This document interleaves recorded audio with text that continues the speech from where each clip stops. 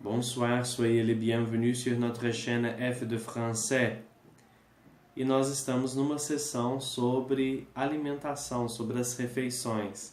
No vídeo anterior nós falamos sobre as diferentes maneiras de se dizer café da manhã, almoço, lanche da tarde e jantar em alguns dos principais países francófonos.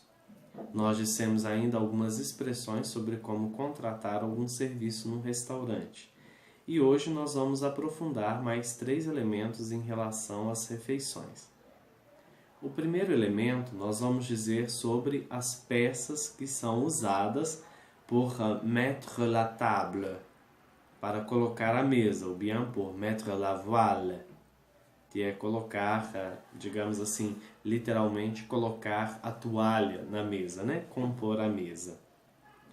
Bem, vamos partir do mais simples. Une assiette. Une assiette é um prato. Une assiette. Em seguida, un couteau. Un couteau, uma faca. Une cuillère, ou bien une petite cuillère. Uma colher, uma pequena colher. Un verre. Veja, un verre, um copo.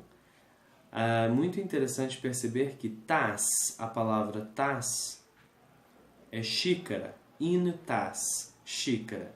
Enquanto as taças que nós usamos no Brasil, por exemplo, para o vinho, para o champanhe, em francês nós devemos dizer un verre, um copo, un verre, e pas une tasse. Une tasse, ça veut dire, quer dizer uma xícara. Atenção com esse falso cognato, né?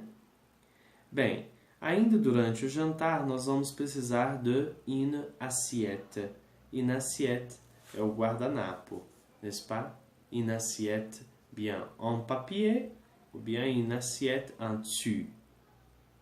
Um guardanapo de papel ou um guardanapo de pano. Logo após a refeição, le repas, e após também a sobremesa, le dessert, as pessoas vão se levantar da mesa e passar a uma outra mesa onde vão tomar um cafezinho. Nada mais mineiro, né, gente? Que coisa boa. E então, nesse caso, eles vão usar une tasse, que é a xícara, né?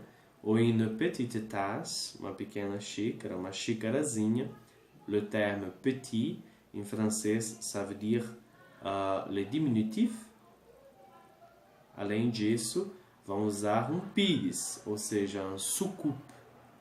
Un soucoupe. Une petite cuillère, bien sûr, que serve para misturar o açúcar. Pour mélanger le sucre. O açúcar. Le sucre. Bien, uma vez feito esse processo, jantou, tomou seu cafezinho, vamos pensar que muitas vezes você provavelmente, como eu, não terá a oportunidade de desfrutar de uma mesa francesa em uma família autóctone. Então é o caso de fazer uma reserva no restaurante, para conhecer as delícias da culinária, né? Bem, alguns dos restaurantes mais famosos das principais cidades, as reservas devem ser feitas até com 2 meses de antecedência. São muito procurados, restaurantes muito procurados e, portanto, as reservas devem ser feitas com bastante tempo de antecedência. Os preços, felizmente, segundo o bom costume francês, são colocados ao lado do cardápio, ao lado do nome de cada um dos pratos, geralmente na parte de fora do restaurante. Mas também os cardápios apresentam o nome dos pratos e o preço. Bem, isso facilita. Vamos agora, nesse segundo momento do nosso vídeo, passar por um diálogo. Nesse diálogo, Monsieur Miller está visitando Paris e ele consultou um guia chamado Le Guide Michelin. O Guide Michelin é um guia internacional de culinária francesa, onde os pratos são classificados em quantidades de estrelas, né? 2, 3, 4, 5 estrelas, e o nível de formalidade do ambiente é classificado com um número de garfos. Então, bastante específico, né? Um certo número de fourchettes. Les chiffres de fourchette pour désigner le niveau de formalité de la place, o nível de formalidade do ambiente.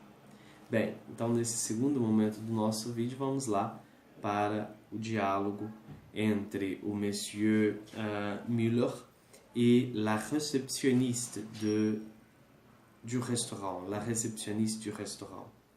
Primeira frase, Monsieur Müller então telefona para a réceptionniste et dit « Bonjour, je voudrais réserver une table. » Aqui nós temos o verbo vouloir. Je voudrais, eu gostaria de reservar uma mesa. La réceptionniste, bien sûr, messieurs, c'est pour quand? Bien sûr, messieurs, c'est pour quand? Claro, senhor, para quando? Veja a expressão c'est pour quand é para quando.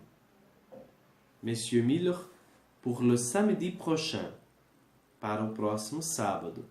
Et le réceptionniste répond « Oh, je suis désolé, monsieur, mais nous sommes fermés le samedi. »« Oh, je suis désolé, monsieur, mais nous sommes fermés le samedi. » Ah, que pena, né?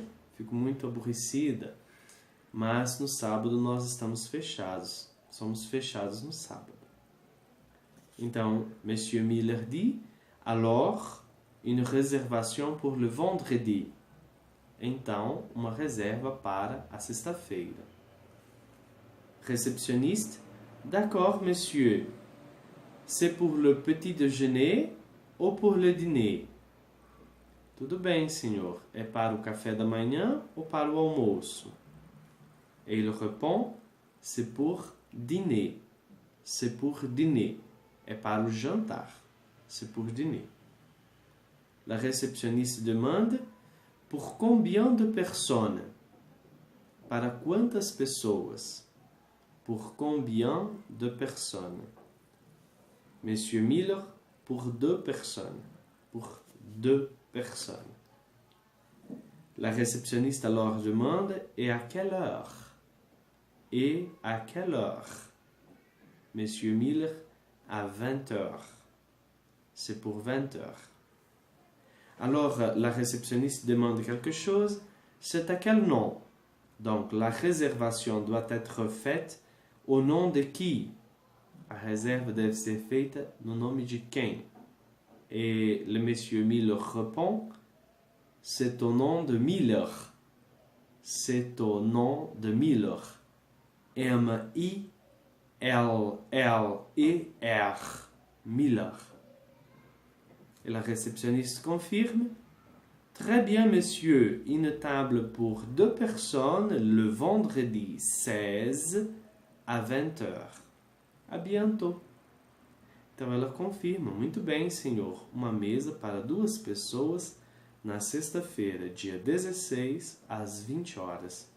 Até logo. Voilà.